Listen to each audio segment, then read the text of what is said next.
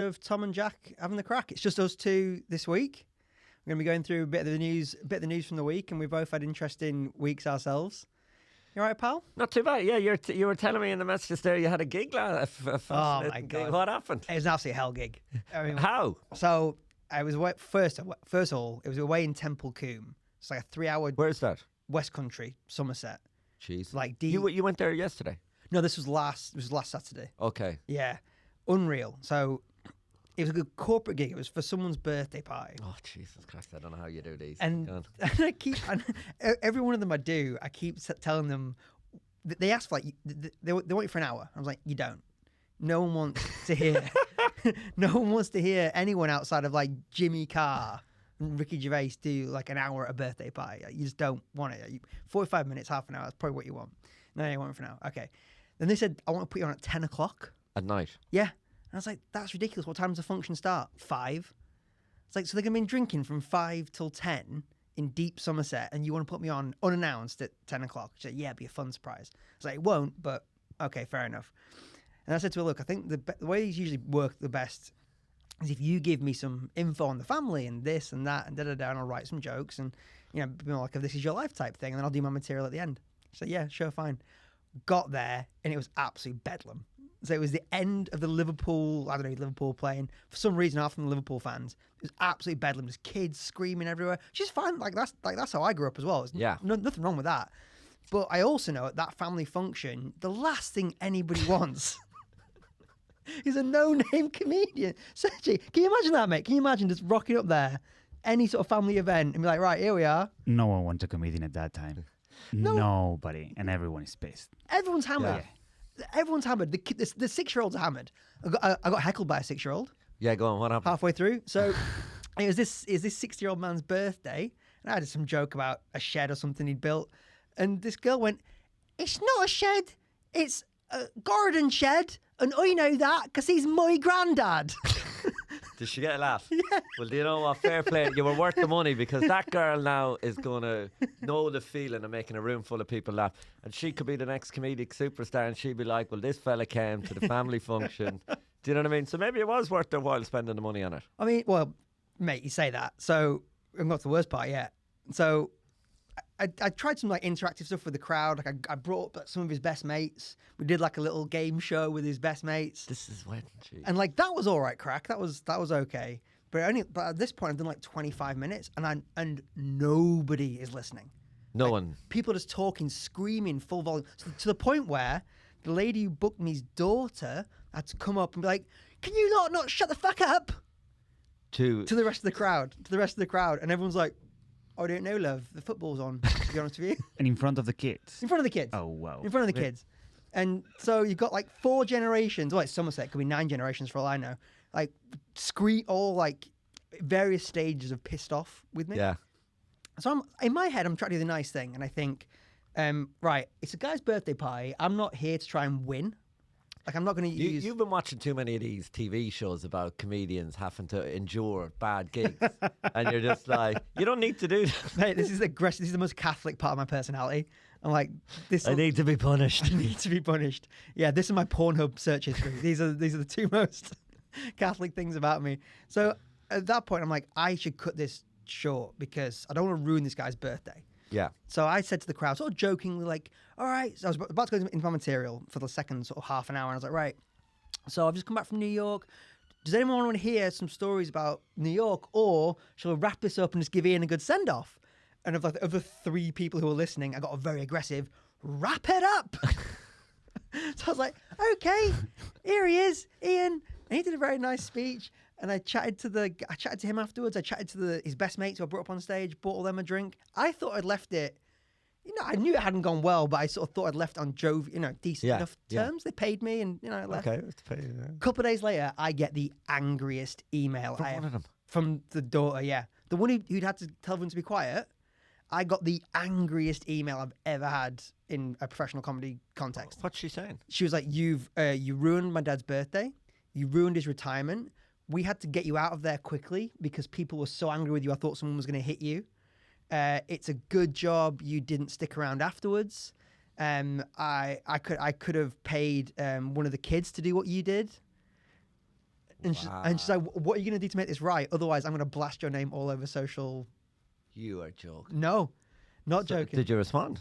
Yeah, I responded and we worked something out. I gave her half the money back. I was like, this isn't worth it. Cause it's pretty well paid. I was like, this isn't. Are you going to keep doing them? Well, I was thinking. I don't know if this happens to you guys, but when you have that type of gigs, your like protective comedian brain goes, well, this gig would make me stronger. Yeah, 100%. It's just like the excuse. That's all I'm thinking is like altitude training. I'm imagining like a Rocky Mountain. I've gone beyond that. I used to think like that, but now I'm like, I don't delude myself with that anymore. But I used to go to a big company conference as a person who worked for a place, and they used to get comedians, good comedians, and they always die. And I remember thinking, I'll never do that. Yeah. Like, I've seen like good comedians die to 800 people. Oh yeah. And no one's paying attention. No, exactly. I think if I do any more of them, the only reason I would do them is if it's like a dedicated thing, like if it's a golf dinner or something like that, and it's like an award ceremony. We want you to MC the award ceremony. That's one thing, but just like come to our birthday and do stand up. Like the last wedding I did was okay because they were nice people. Like, they were polite. You must be like on the way to those gigs. You're not terrified.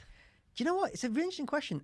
No, because I think that protective bit of your brain, like you said, kicks in, and you're like, I'm just training. I'm not playing a game. I'm just training, and my job is to do my time. That's the one thing I regret about this gig is that in an effort to the human bit of my brain kicked in rather than the comedian bit of my brain.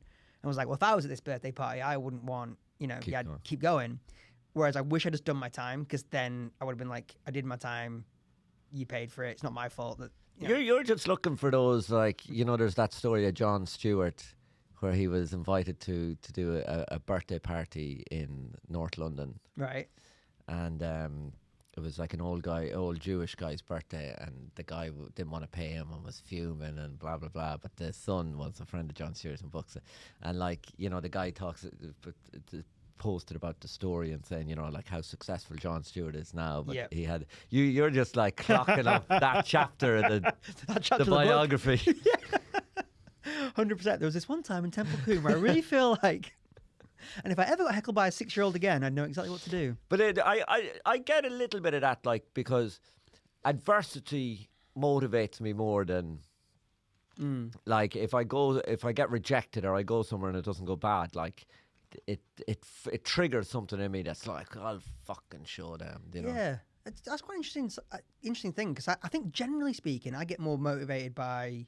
I was reading that book again, the pressure principle thing.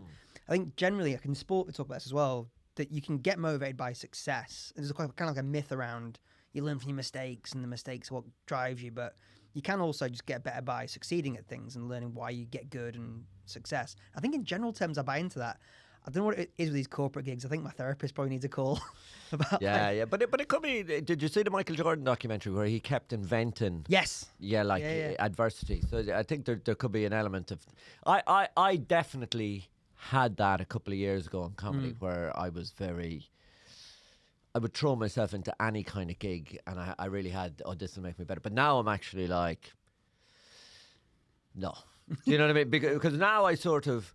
I'm in a different way in that I think I've got to now the main thing I'm looking at a gig that isn't a gig that can lead to any kind of progression is new material. Like, what's the benefit I get out of it? And I think those gigs were beneficial to me, but I don't think they are now. Yeah, that makes complete. Do you reckon that's because before you break through that barrier, you can? So I sometimes think like, well, what would justify me being successful at this? And sometimes I think like struggling would justify. Well, I think they help you. I think they help you find who you're supposed to be on stage. And I think at the start, you have to play around a lot to find out who you're meant to be on stage. And because they're so difficult, your instincts kick in and everything like that. There's a knee-jerk reaction, and that kind of helps you find who you should be on stage. But I think after a while, like I definitely feel now that. I know who I should be on stage, so I'm not really searching for that as much. I'm more now searching for material. So I don't see the benefit of it. But I do think they definitely help at the start. And I remember I did an acting course, and one of the things they used to make everyone, there's a thing where they make you stand on a chair, and everyone else in the class was told to stare at you and to go right up and to stare at you. And it's just getting comfortable with people looking at, and I think those gigs are good for that. Yes, you know. definitely. And being able to like stay calm. Stay calm under not pressure, not have that horrible, like, you remember when you first started and like if you forgot a line or a punctuation point, the sweat and you start the panic. Yeah, I think that's what the whole time it was going so badly, I was thinking, well, I'm not panicking, I'm still thinking clearly. This has got to be good for something. Like, it's got to be in, like, banking something somewhere. Well, we did a private gig for a group of West Ham United fans. Jesus Christ! I started singing a song. I sang Molly Malone. You just hold out your heritage, laid it out there. I there was one massive fella that they gave me all this information about them all to slag them off. Then I got up on stage and I was like, I didn't have the bravery to slag them off. I was just looking at them going, I'm not slagging these guys off. But there was one guy that they said was the toughest guy. Like, he was actually quite sound. He'd been in jail and he looked huge. And I just sort of looked at him. He's in the front row and I was like, what'll I do? And he goes, can you sing a song? He said it. He suggested it. But that's what they want. I feel like when they hire you in these parties, they want to be the important one. Yes. And when you do stand-up, you are the important one. Yeah. And I realized this because I used to do magic shows, and they would hire me for these places. And they would love it because I would ask for people to come with me on the stage, and I would do the magic trick to them. So it would be the boss or like the funny one in the office or whatever. And they would love that because they were the important. Yes. They're the star. And it was about them. But if you just go and just talk about your like trip to New York, like your mom or whatever, Totally agree. they are like, I'm not the important one. What I have to pay attention to this.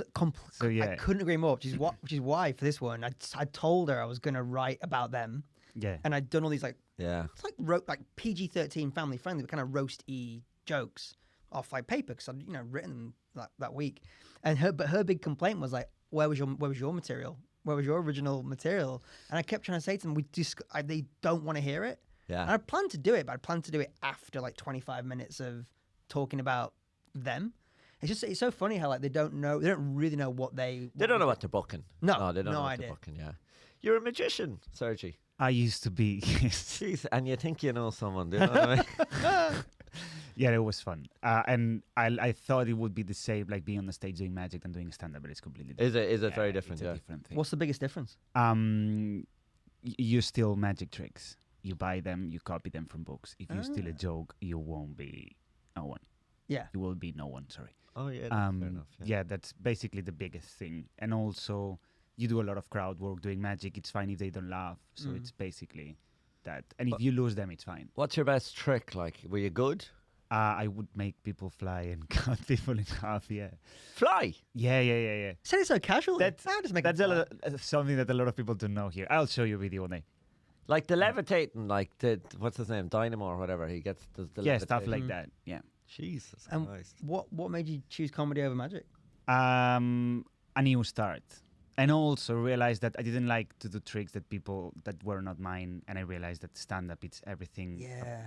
Everything is mine. Yeah. So I was like, if it goes well, it's because of me. If it goes bad, it's because of me. I relate to that. Yeah. I've like tried other creative thing where it's like advertising or writing or acting, and like I agree. That was the big thing that drew me to stand up as well. It's mine. Like whether I'm bad at it or good at it. Freedom, yeah. Yeah, and it's just you. There's nobody else. There's no like you're not dependent on an assistant or a prop or anything. It's just Your stand up is very magician like because you're the master of the pull back and reveal. Yeah. Honestly, It's though. literally when I have to explain someone what I do, I'm just like, it's misdirection and it's like magic. I thought you were gonna say like he's like a magician because people disappear at his show. The love disappeared.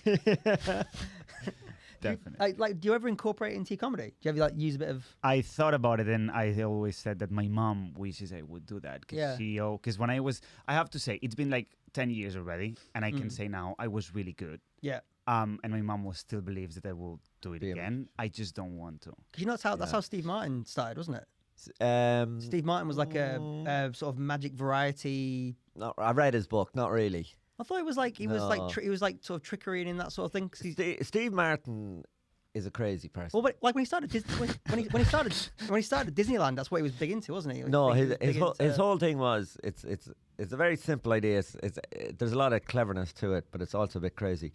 was he said the comedy was you build tension and you break the tension. Yeah. And the punchline breaks the tension.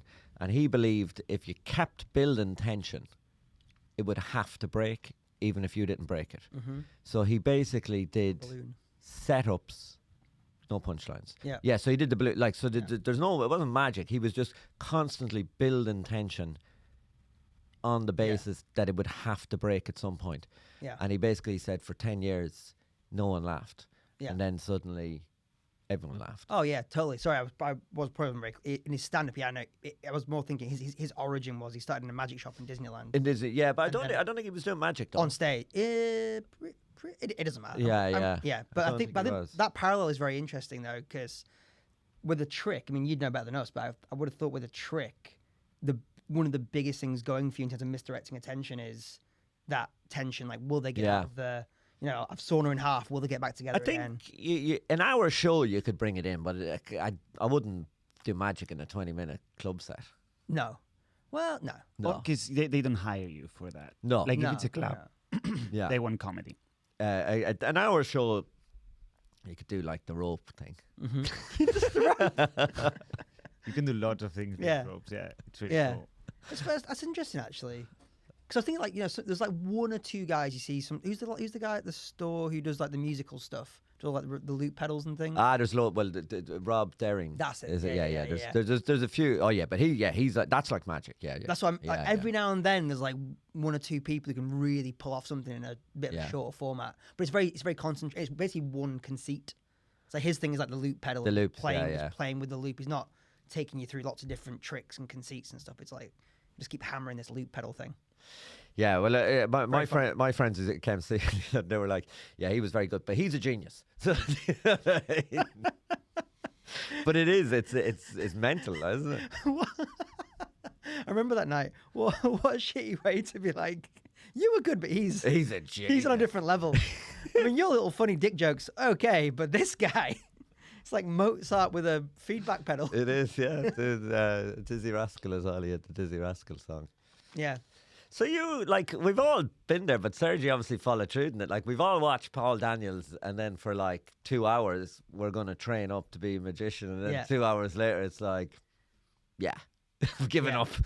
Yeah, I don't think I have the patience for that. To learn it. Well, like the dexterity of like just sticking with a trick and just sticking with how it can be pulled off properly. And It depends on the type of magic you do. I always said that the guys that do close-up magic are real magicians. right. And Okay.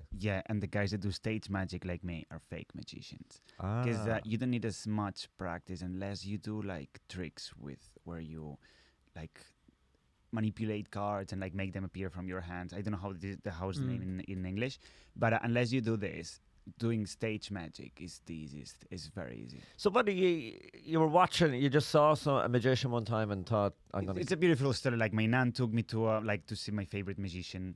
I got picked from the crowd, and he made me fly. And then the day after, she took me to a magic shop, bought me like a big box of tricks, did them in front of my family. I have a huge family, so every auntie and uncle gave me 5 quid. And I went back to the magic shop, bought more tricks. I prepared 30 minutes. I did it one day. Someone hired me for like a birthday party, and I just had an hour. It's easier to have an hour doing magic. Than stand. That's amazing. Yeah. Britain's Got Talent, you never thought of doing that? I was in the final of Spain's Got Talent. Fuck off! What? Jesus Christ, you think you know somebody. That's the first time that I like say this something in the podcast or something, because usually it's just something that I've never hide of it, but I just like. So you were in the and you did you started comedy after that. I started comedy after that, yeah. Oh my God! So you were doing like open mic to 10 people. Yeah. Do these people not know who I am? But I can make you all vanish. I think like small rooms is where you really see like what your stuff is. 'Cause Yeah. I've done gigs. Like my biggest gig was in front of 10,000 people in Barcelona, like in a huge venue. Wow, hey. Street, doing magic there. And you don't feel like you just do your thing and leave. There is nothing. Sometimes it's better like smaller rooms than that. That's amazing. Would you be able to use the magic to build a following to sell tickets to stand up? That's what I was thinking. Yeah. when I moved from Barcelona to here, I had like a huge Instagram and big following. I just deleted everything and I moved. I wanted to start from zero. I can see why you'd make that decision, but I can also see why you'd regret that afterwards. I don't regret it. I Yeah. had a huge Instagram and I deleted it, and like most of my friends really wanted to kill me. It was like, How many this is how many people had you? How many followers? I had at that time like 15K. Yeah, it's not nothing. It's a work in progress show selling out, isn't it? Yeah, 100%. Yeah, and to be honest, since I deleted, I slept better. Yeah, After yeah, it can be stressful. Yeah. Yeah. I guess you've had the same thing of like, you sometimes hear guys who are on like PG-13 TV shows who do stand-up, do like real, proper stand-up in the evenings. They sometimes say that like the people who, their fans would come to their shows and be like shocked by what they were doing. And I guess if you had a big magic following, then you weren't doing magic on stage, people would be like, Yeah, I know what you're saying, but I still think if you're good, like, so my take on it is he's slightly misleading them to bring them there. But I think Sergio's so funny that no one would be aggrieved by it. I don't think anyone would leave watching him do unhappy. comedy. Yeah. Oh, so thank you. no, but like I know what you like. I do think if you're good enough, and I do think if you mislead people into your show, and you're not good, they'll be pissed off. But I think if you're good, it doesn't matter. yeah. You know? Yeah, I agree. Yeah, and well, that's definitely the other side. And also, if you want to be really, you could have migrated slowly, done a few tricks, brought them in that way. I mean, it's fucking fair play and really brave just to start. Have you ever done stand up in Spain? Yeah. Oh, you have? I did it in Spanish. I've never done it in Catalan, and Catalan is my first language. Oh, right. But just in Spanish, just a little bit. And then I moved here, did my set. Literally, I translated my set from Spanish to English, and realized Spanish humor is really sexist and racist. Literally, I remember. Oh, this word's in there a lot. And is Catalan and Spanish, are they similar? It's a different language, but it's quite similar. It's quite similar, is Yeah. it? We have some words that are very similar to Italian, French. It's a very beautiful language. Catalonia.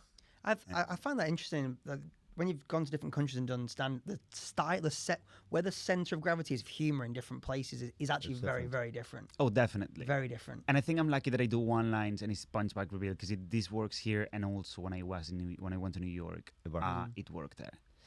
Yeah, it's. I have very little enthusiasm to do comedy in other. Like, I'm going to Rome now for a week, and people are like, "Will you do it?" It never crossed my mind to look for a gig, and even I'm not. I've no great urge to do stand up in Ireland. I've never gigged in Ireland. It's funny because did a gig with Sergio last week, and there was an Irish guy there, and I asked him what was it like, and he goes, Irish audience are terrible. He said, you basically walk into a room where everybody thinks they're funnier than you. Yeah. But I don't know if it happens to you, but like for me, going to Barcelona is I'm going to see my family, my friends, and I'm on holiday. Yeah. I don't want to do comedy. Oh, that's exactly how I am, yeah. And it's, I never looked at Irish television or the Irish kind of scene and thought, I want to be a part of that. But I always looked at British comedy and was like, I want to be a part of that. Interesting. Yeah. Yeah, I think I feel a bit guilty if I go somewhere and I don't try and. Really? Yeah. Oh, no. Yeah. I feel like, well, why not? Like, try it, see what it feels like.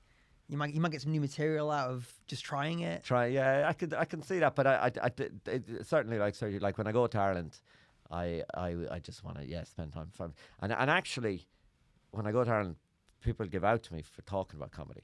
Really? Oh yeah. Like your friends and family. Yeah. Like what sort of stuff? I was in a pub one time and a friend of mine went to the toilet and he came back and he goes, a new friend had joined us and he goes, you're not talking about comedy. And I said, sorry. And he goes, 20 minutes.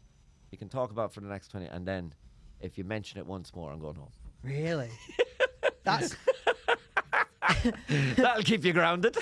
Yeah, it will. It's funny because I think Northern England's a bit like, not as aggressive as that, but a bit similar. Like I never bring it up around my home friends. Yeah. They'll ask me one question: "How's it going?"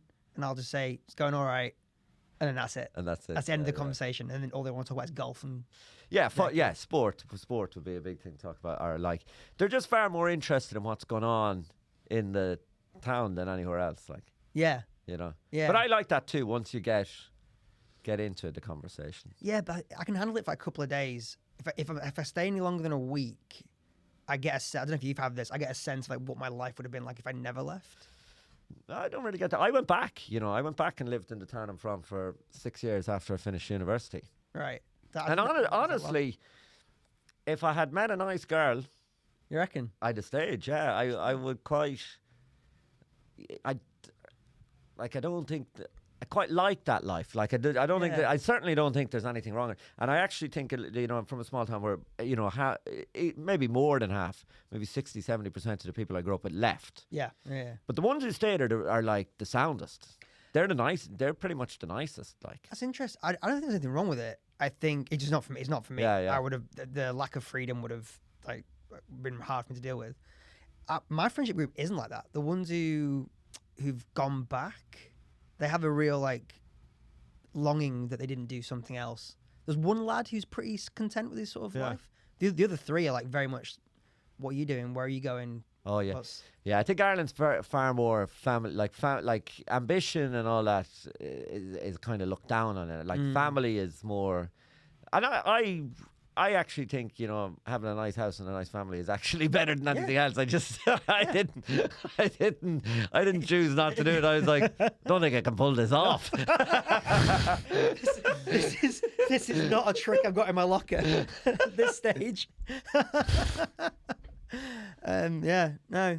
That's do you ever think about like if you would always stay in London as your base for comedy? Like, would you be open to like having a nice house somewhere and just? Oh yeah, I definitely I'd be open. I'd be open to go anywhere. I think I do think after a while, I do think if you can get to a certain level of where you have good networks and you're good, I do think you can live anywhere. And I do think. I hope to get there and then actually move somewhere more affordable. Yeah, I think about that a lot. Yeah, I think like if you ever got to a point where you getting touring was easy enough, and you're getting booked around. Like, why not be in Leeds? Why not be in York? Yeah, to be honest, I'd say probably the best place probably to live is a small town an hour north of London that's affordable. Like, that's probably the best place to be for comedy. Like, if you get to a certain level of competence. Yeah. You just dip in for your shows and then it's easy. Yeah, your weekend, and drive around for the weekend. Like, yeah. I'm definitely looking at doing. I absolutely want to do more shows in the north, in the Midlands, and the north. I do think. It's a double-edged sword, like, because I do love the London thing, and I do love the how people are very culturally tuned in, and I do think there's things you can do here creatively. Yeah. That I think that the audience is a bit more receptive to. But then I do also like the outside London. I do think there's a bit more. Just give us the crack. So do you know what I mean? Like, I agree. Like, and having that balance. And having the and I think a mix of both is. I do think there's a slight difference, like. Oh, 100%. And then I think you get little sub-communities around the country. Like, if certain rooms, like in Leeds and Manchester or Liverpool, are very, like, give us the crack. But some rooms are, like, pretty comedy literate. And are actually quite interested in more, like, what you think of, like, London-y sort of issues or maybe just, like, concepts. So I think you can find it where... the internet's been great for that. The little pockets and little communities will pop up everywhere. Yeah. And you can still find that. There's art centres everywhere. That's the whole Stuart Lee thing. He went around the country doing the kind of arty centres rather than the drinking clubs. Anytime you talk to any comedian who's left London, though, they always say they wish there was more gigs where they were. But you get that in London. Everyone wishes there was more gigs. Yeah. I wish that every high street had an arena, a comedy arena that sold out every night of the week. Do you know what I mean? Like, everyone. And if we could just make that happen. Why isn't it like the Premier League?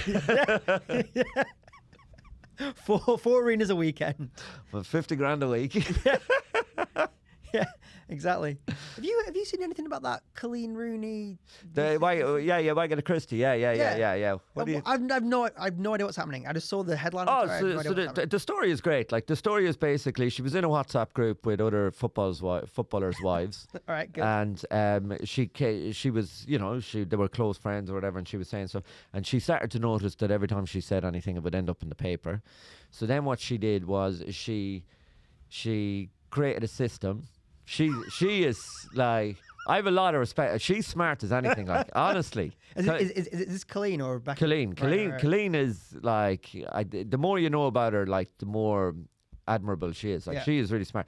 So she basically set up a system where she would tell a story, but she would mute it so only one person in the group would hear the story. Wow. And she'd see if it was leaked. And she did a story, and only one person in the group got the story, which was Rebekah Vardy, and it was in the paper. So then she was able to be like, "You're the one." That's like some Game of Thrones shit. Yeah, it's smart. Yeah. Like, but if you watch the Wayne Rooney documentary, like, she comes across very well. Like, he comes across very well too. Like, they're very realistic, smart people. Like, which kind of, I mean, when you've been famous since you were 17. Yeah. Can you imagine having the spotlight? And the two of them were, and the two of them have been through, like, you know, they've really been through it. Like, and they've completely held themselves together.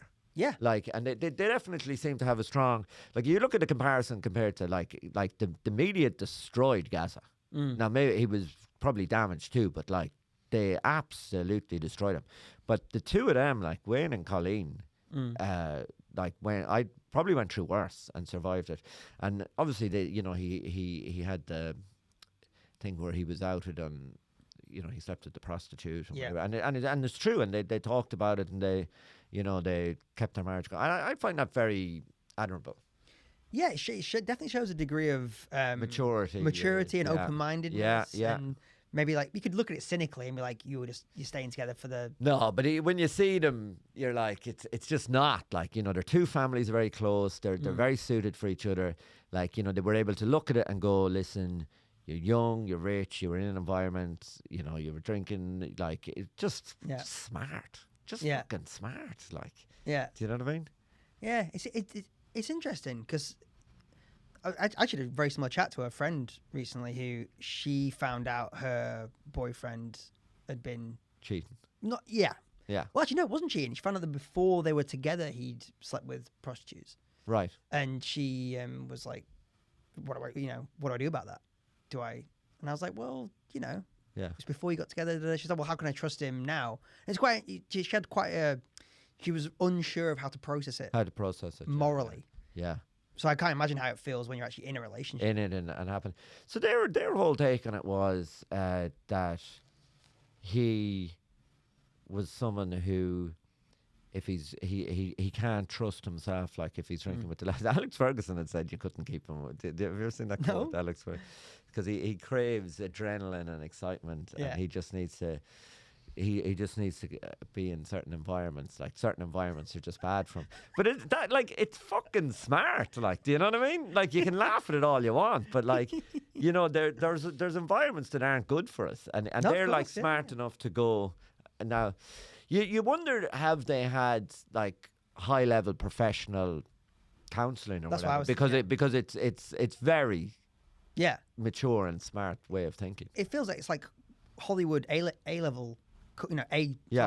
Couple shit where they're like, this is more, you know, there's other ways of looking at the situation than just the bourgeois morality of like any suburb. Well, that guy Stephen Peters has that whole thing about relationships. He says that no one has the right to tell someone else how to behave, but you always have the right to leave the relationship.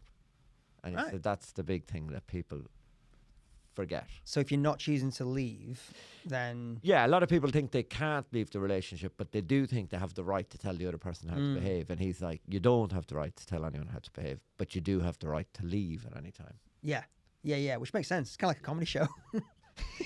You don't have to enjoy yourself. Well, you can always leave. You can always leave. Yeah, you'd have to like scream and get upset. You can just... So the case anyway, so how the case is working is Rebekah Vardy is suing Colleen now for libel, right? Because Colleen publicly said she was the one leaking the stories. So Colleen has to prove, the onus is on Colleen to prove that Rebekah was leaking the stories, right, or that it was in the public interest to state publicly that she was leaking the stories. But she has no concrete evidence. So, but her lawyers believe that the circumstantial evidence will be so strong. And like, Rebekah Vardy comes across a bit fucking dumb, like, do you know what I mean? Because she's basically saying she did leak stories about footballers. Yeah. But that doesn't mean she leaked this. Do you know what I mean? Yeah. This is going to end up being like that Vicky Pollard sketch. Like, no, but Yeah, whatever. oh, no, oh, yeah, no. Did I that- though? That's very what it's like. And her agent's phone fell in the North Sea. Genuinely. It's happened. Yeah, got up in court, fell off a boat in the North Sea, so they couldn't be analysed for evidence. What was he doing on the And you heard the one that came out was she once told Rebekah Vardy before she was with Jimmy Vardy. She sold a story to the tabloids where she slept with Peter Andre and she said he had a small dick, and he's come out to say he doesn't have a small dick. I'd like to join this suit. I'd like to join this libel suit, please. I'm Team Colleen. I think, you know, which actually adds another magical element to it. Like, Pete see the news, saying it's small dick, and he's like, I gotta tell people. No, you don't. You know what I mean? Like, just don't. No, you don't. You don't have to say anything. No, I'm not having a mate. Not having a fucking. It was 20 years ago, Pete. No one cares. You got 4 kids, Pete. There must be a tabloid journalist ringing him up going, we need a picture. Prove it. The only way you're going to nip this in the bud is photographical evidence. Oh my God! That is a great example of the fragility of the male ego. Like 20 years geez. later, you've just still got to get in there with. Not that small, mate. Use centimeters, mate. Use centimeters. I don't know why I was thinking about this. Like, I watched, I seen a Batman movie recently. And I don't, the new one. I don't normally watch those kind of movies, but like they can all be. All superhero movies are basically like the message is just never underestimate the ego of the humiliated. You know what I mean? It's just like weak, nerdy little men going, if people knew the anger that boils inside me. Well, I think if you're a London comic, you must see the last Batman movie because half of the comedy circuit is there. Oh yeah, it makes like there's a lot of that in comedy, isn't Yeah. it? Too, like.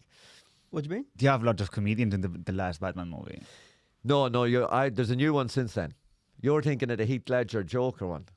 No, the last Batman. Yeah, Who's it? Who's? Oh yeah, there's 2 comedians. Yeah. Three. Ed Kerr and Janine. And there's another one that I don't know his name, but I've seen him around in the London circuit as well. Ed Kerr. Oh, yeah, Yeah. Gee, like well, that was the main reason I actually went. I think a lot of people went to just see comedians in the Batman movie. And I was like at the cinema, but like in between 2 friends, going, I know her. Yeah. And it was mad. It was mad to see people, Yeah, but I like didn't that. know that, and I went with my girlfriend, and suddenly just Janine showed up, and I was like, Oh my god. what? Yeah. And then Ed showed up, and I was like, what the fuck is this? And she couldn't believe me. Yeah. And they have like they're not just in it. Like they have a little bit. Like, Yeah. they're They've got a couple of lines, haven't they? Yeah. Yeah. I saw Janine though in Mad Men.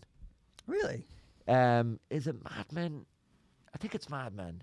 There's an episode where one of the characters goes to a funeral home and she's the receptionist. Right. Okay. And I remember, like, it was filmed years ago. Yeah. But I remember I was just watching it going, fucking hell, that's Janine. Yeah. So I think it's interesting how like lots of comics at various levels can turn their hand to acting, but there's no way you can do it the other way around. Like, even when actors try and play stand-ups. Yeah, but I think Janine and a couple of people, they were actors first. Yeah, I think both of them, they were. Yeah, Andrew was Actors as well. first. Yeah. Right, They met. I think they met in drama school. Is And it? there's a good few comics who did acting for. I did acting for. I wanted to be an actor. Yeah. I never like set out to be. I indirectly did comedy because I did an acting course and liked the acting, and actually, money and everything was, I think I'd choose acting over. Really? Yeah. Sure, I'm a messed up person, like, do you know what I mean? I'd love to be like a real serious Shakespearean actor. And even when I was doing radio, I wanted to interview like academics and stuff. I want to do like real serious stuff, and everyone's like, nah. Do you know what I mean? Do funny stuff. You know what I mean? I'm like that fragile ego going, I'm a serious person. And everyone's like, you're so funny. Yeah. I think actors doing comedy, it works in the UK. It doesn't work in the America. States. Yeah. Yeah, well, it's all opinions in it. Like Tommy Tiernan said, it, America, you know, they're more interested in your opinions than you saying something funny. Yeah, but also I think especially in LA, they just want the attention. They just want the stage time, and they want to be seen. Yeah. Instead of like just doing it for the craft and just trying to write That's good true. jokes and everything. So Yeah. that's the feeling I had in the States. States. I was just in New York, but I've heard that in LA is even That makes a worse. lot of sense actually, because now that you're saying it, if you've trained as a when you train as an actor in Britain or Ireland, you train as a theatre actor. So you're interrogating text, you're looking at writing, intention. You probably got a bit more of a thought process going on why the text is the way it is and how the character should be formed, which probably does translate to stand up a bit better than if you just come through commercials, just doing like Yeah. Coca-Cola auditions, and someone goes, "Get that guy in, you know, Grey's Anatomy or whatever." You probably haven't had the same artistic journey that is easy to flip around. Because I agree. Any LA comic, and Kate was saying this last week, wasn't she? Like any LA comic you encounter, mostly, they're up there for the attention, and they're not really even trying to deliver jokes. They're just trying to get to points Yeah. that people can go, "Yes, I agree with that." It's very The different. more absorbed, is it? Would that be? More self-absorbed, and also this sense of like, I'm right. I'm saying something that's correct, Yeah. rather than saying something that's funny. Yeah, It's like yeah, the yeah. priority. Which is like a strange thing to watch. Yeah, on it's, a show. I've read a couple of books about the evolution of American stand-up is slightly different than the evolution of British, because British stand-up comes from the theatre. Yeah. And it comes from the comedians used to kind of fill in between the variety acts and the magicians and all that sort of stuff. So Yeah. it's come from a slightly different place. Yeah. American, all comes out of vaudeville, isn't it, in America? And like, Yeah, vaudeville and jazz. They used to talk in between the jazz and stuff like that. yeah, you open for a band. Yeah. Yeah. No, it was actually because I read a book about it because I was very interested, and it was everything started after the musicals. People in Broadway they wanted to watch something else, so they would go to a pub and they would have a stand-up there, and that's how everything started. There, yeah. Apparently, the phrase "stand-up" comes from it's a mob thing about if you would work one of our clubs, you're a stand-up guy. Stand up, go away. Like apparently, yeah. So I read this book called The Comedians. It's like a history of American comedy, and apparently they were like, because they were all quite shady venues, and they were all quite like you say, a pub afterwards. He's a or stand-up guy. He's a stand-up guy. Like he won't complain. He won't tell about getting paid in cash, or won't say anything about what he sees going on here. He's a stand-up guy. He can come in and That's mad, isn't it? work the club. Yeah, That's cool, actually. Yeah. it is cool. Yeah, the origins of it, like that, everyone would just steal from everybody all the time. Yeah. And it was more like music. It was more like you were saying, like magic. More like, oh, that's the classic knock-knock joke. Well, that was there's still a bit of that. That was everywhere though. Like Stuart Lee talks about that a lot. Like he jokes about writing a joke that can't be stolen. Like that's in his show. It's very funny. But yeah, they said that the TV people used to go to comedy and just rob the jokes for the TV acts. Yeah. Yeah, big thing. Like people just sit in the back of the Comedy Cellar or whatever. And I think the one-liner comedians still get robbed. you reckon? Yeah. Oh yeah. No, they do. Like people like Mark Simmons, you'll see where he tweets about where his joke is in a book or it's in a meme. It's meme. It's meme. It's meme. Meme. The French meme. That's an excellent callback to episode 2. But it's in a meme, and he doesn't get credit for it, and that would like. I wouldn't have the work ethic or the discipline to be a one-liner comedian, but I think you're always going to have that vulnerability. Yeah, because it can just feel like a pub joke almost. Yeah. And anyone can tell. In a way, anyone can tell them. anyone can tell them, anyone can take them. You know. Yeah, What do you think of that Pressure Principle book anyway? that's You good. read it? It's good, isn't it? It's good. Yeah. It's interesting just to see how the things that sports people have to go through. Any aspect of Very similar. Any aspect of performance Yeah, is yeah. so similar to, any sort of creative performance as well. Yeah, and because there's so much money in sport, they're investing a lot more money in that Yeah. than anyone else is. Do you know So what? It actually made me feel like this. It made me feel like good in a way. Like our stakes are lower quite often. oh yeah. Like, and you can come back and you can do 2 shows a night, 3 shows. You can come back and a sports person doesn't get to go back on the pitch again No. when the game's finished. They wait another. And the whole idea of always trying to replicate the big game, even when it's not, that thing he had with the English football team where he made them take the penalties by walking from the halfway line. Yeah. That's great, isn't it? Yeah, really good. That like you mimic the actual feeling of walking Of down, it, yeah. the loneliness if you miss, and not just like knocking in with these like. So you'd be now going into the Comedy Cellar like going, it's the store. This is it. This is it down in the basement in Covent Garden. But actually, I want to ask you about this because there is one big difference about mimicking the big game. Yeah. Which is we have to train. So like a footballer gets to like train away, and then they have any game against any team, try and make it the big game in your mind or whatever. And we have to do our practicing on stage. Yeah, so the new material gigs do not, but absolutely, the new material gigs don't count. But if you're going to a gig with 50 people, I guess the big thing I got from it was it's very simple, but when you do have the big gigs, don't do anything new. So he said like a big mistake people make in sports is they're in a final, the occasion gets better, they think they need to do something a bit extra, a bit special that they haven't done before. But that's not like you win finals by doing what you're good at doing, and I think that's hugely helpful. Huge and hugely helpful. I think once you make that, I think when you first start, you're so obsessed with new material. Yeah, you're so obsessed with the idea of like, oh my god, I can write a new thing, and da, da, da, da. I think it takes a little while just to get to the point where like you take an element of your ego away, I guess, and be like, right, this is the first time I'm doing this gig, or it's a bigger gig, or whatever it is. I'm just going to do what works, and there's nothing. And that's hard enough in a way. Like the last, and imagine it happens to some people. Like you could be going to like your first big 400 or 500 people gig, and in your mind you're thinking, might do a bit of ad-libbing tonight. Do you know what I mean? And you've never ad-libbed. Do you know? It might do a bit of crowd. So you do go thinking, because I'm going to do something a bit different that I've never done. But that's completely the wrong approach. Oh yeah, absolutely. Like you've got to do what got you there. Yeah, absolutely. Yeah. Stick with that. Focus on that. Just before we go, there is like one thing I desperately do want to get your opinion on. Yeah. Which is the Musk potentially. Putting Trump back on Twitter. Yeah, on Twitter. Yeah. Just before we go, would love to know your thoughts. Do you think he'll do it? I think he will. I think he will. Yeah. I think he will. Look at like my take on billionaires is they're all dickheads, right? Yeah. But they're very good at marketing themselves to make you think they're not a dickhead. But if you are a public billionaire, you have to be a dickhead. Like you can't get into that position without being a dickhead. Yeah.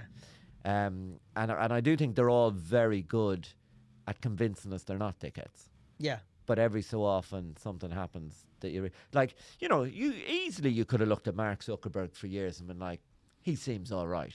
But then you saw him when he was being grilled in the Congress. Yeah. And you're like, he's a dickhead. Sociopathic dickhead. But it should be obvious all the time. But they are spending a lot of money trying to convince you they're not dickheads. Yeah. And Musk is a proper dickhead. like you say, just because like he is. Because you can't be that guy. You can't be that guy. Like, do you know what I mean? Like, if I woke up tomorrow and I sold a business for 300 million, I would never work again. Mm-hmm. Like, I wouldn't iron a shirt again. I wouldn't fucking hoover. I would do nothing. Yeah. Do you know what I mean? Yeah. I would just, these are people who are like, they don't react like that. No, exactly. Like the idea that you invent PayPal, become a billionaire, right? This now means I have to have 3 other companies that also. They all want to be world ruler. They all want to be. That's their drive. Like Zuckerberg doesn't he sees himself like David Anthony, the Roman emperor, or something like. I don't know who the fuck Musk think he is. Tony Stark. yeah, like superhero kind of guy. Yeah. I think the free speech thing. I do think the free speech thing is very interesting, and I do think it's getting more and more interesting because, like, a lot of the debates we are having about free speech, I think are the wrong debates. I do think that free speech is being curtailed in the world, and I do think it's being curtailed because I do think China is growing in power, and China does not believe in free speech. They absolutely Yep. do not believe in free speech. And I do think there's an element of manipulation in that we are having debates about curtailing free speech from a benevolent point of view, but I do think they are slightly orchestrating that. So you're saying Elon Musk is a Chinese agent and he's going to get everyone so riled up? No, well, Musk is actually, he's going the opposite way. Like he's saying he's going to defend, you know. But like, I think some of the defense of free speech is against the rise of China, but it's always branded as being the defense of bullying. But actually, it's a defense against the biggest bully in the world, right? The Chinese Communist. The Chinese Communist Party are the biggest bullies in the world. Yeah. Like, they're proper bullies. Yeah. Like, if you live in China and you say something against them, they will throw you in jail. Like, they are proper bullies. Like, they're not, you know, and free speech is not something that they want. No, and they're very openly. Very open about it. They do not want the truth of who they are.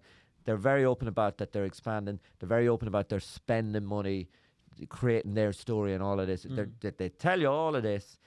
And yet, all the debates about free speech are not about, is China curtailing free speech? They're all about, we need to curtail free speech as a defense against bullies. But indirectly, we are doing something that is in favor to the biggest bully. Mental.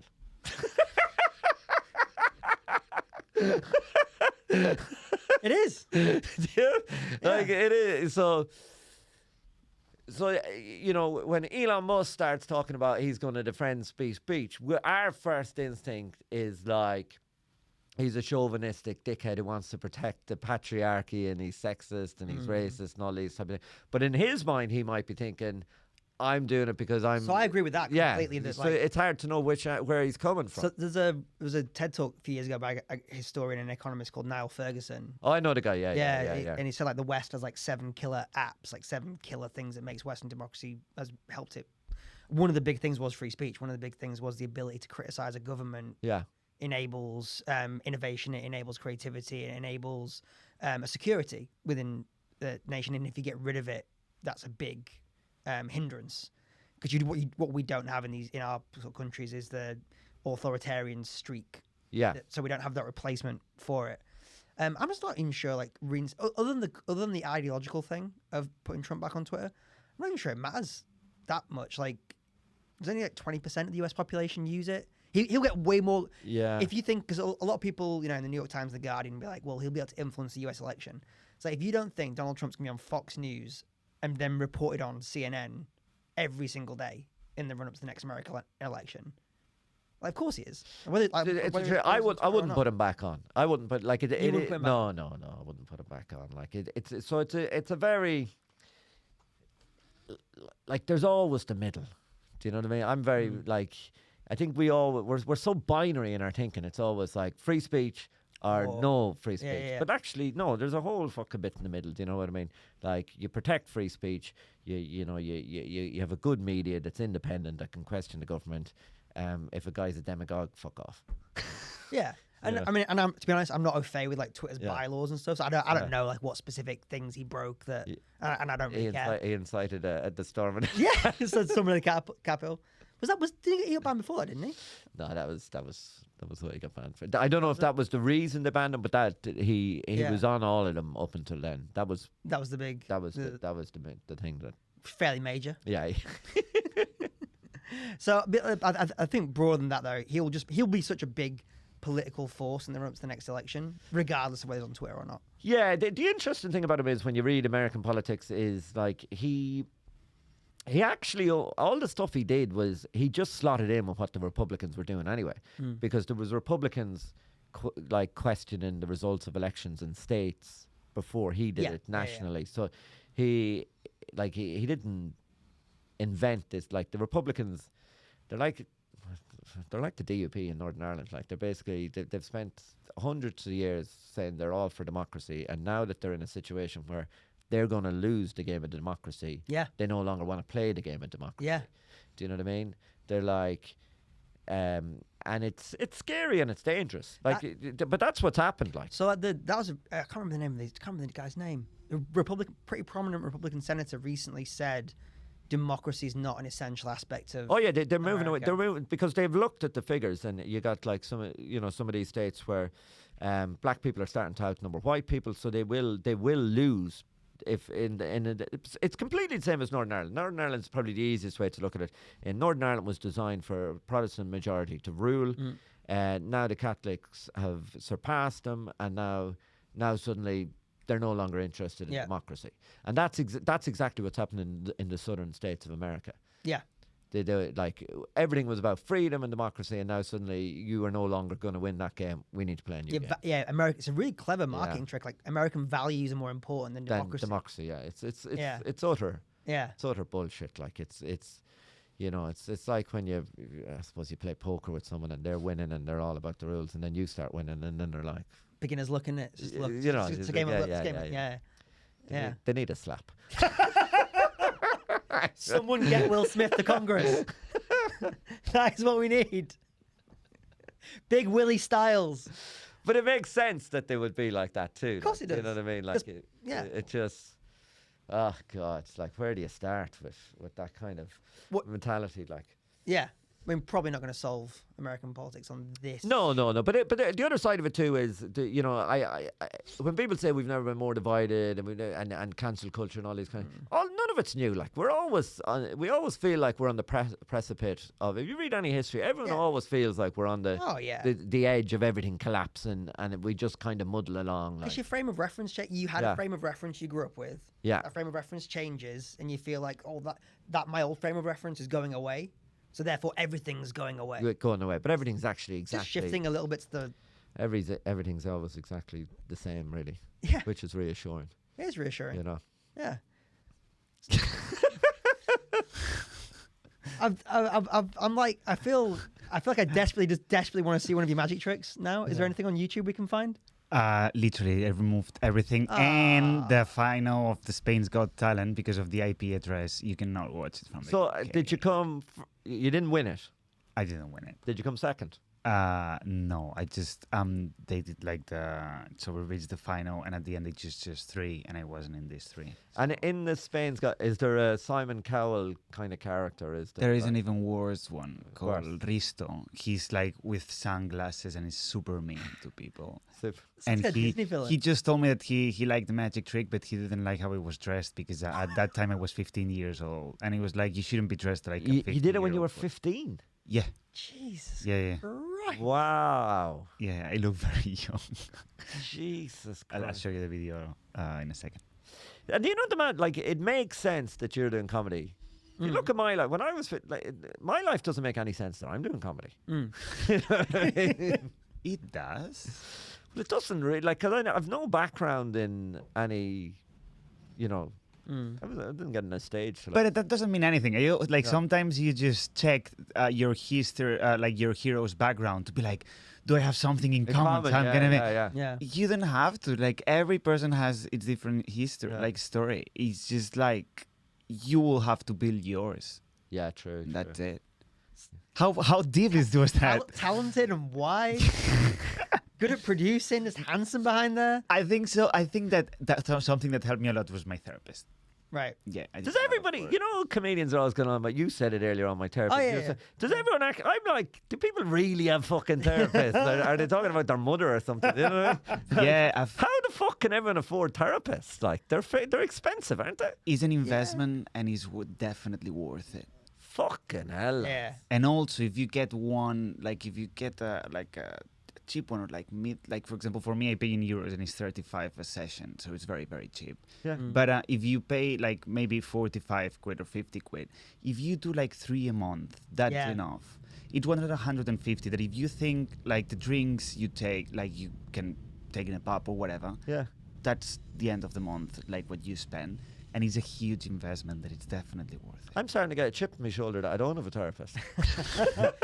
You and Michael May should talk. He's got a really funny bit about that. Having a therapist. No, like not having a therapist. He does have a therapist. No, he was saying he doesn't. He's saying he's got this good bit about like he's the only guy in comedy who doesn't have one. So you can join him. Join Michael. Yeah, that was grand. We all done? That's great. We're all done, right? Yes. That's been another episode right. of Having the Craic.